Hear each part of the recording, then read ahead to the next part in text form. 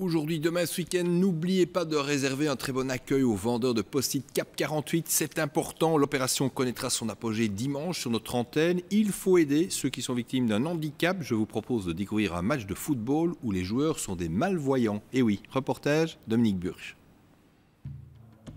Des cannes blanches, des mains posées sur une épaule, les joueurs du Cécifoot de Charleroi sont en déplacement. Ils rencontrent aujourd'hui Anderlecht, la première équipe belge de foot adaptée aux mal et non-voyants.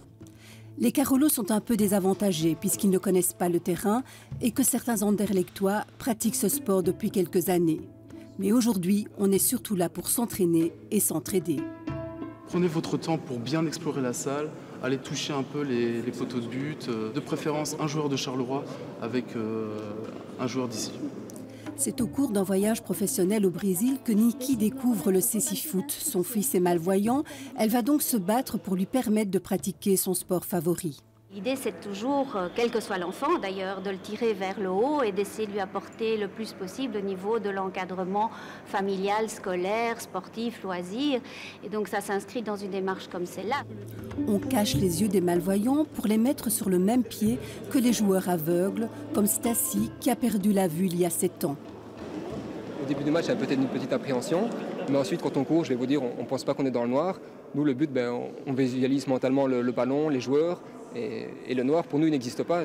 Mais pour nous, voyants, cela reste une prouesse. Bien sûr, il y a des indices sonores, le ballon à grelot, le fait que le joueur est obligé de signaler ses déplacements au moyen du terme voy, je vais en espagnol. Il y a tout un travail sur la communication à faire et il y a un coach sur le côté qui va encadrer la partie milieu du terrain.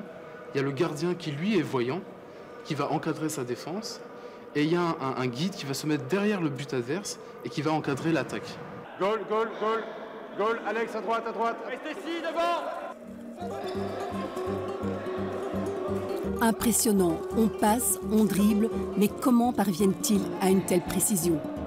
Ça c'est vraiment de l'entraînement et donc des exercices et petit à petit on arrive à pouvoir faire des contrôles corrects pour pouvoir repartir plus vite. Poteau droit.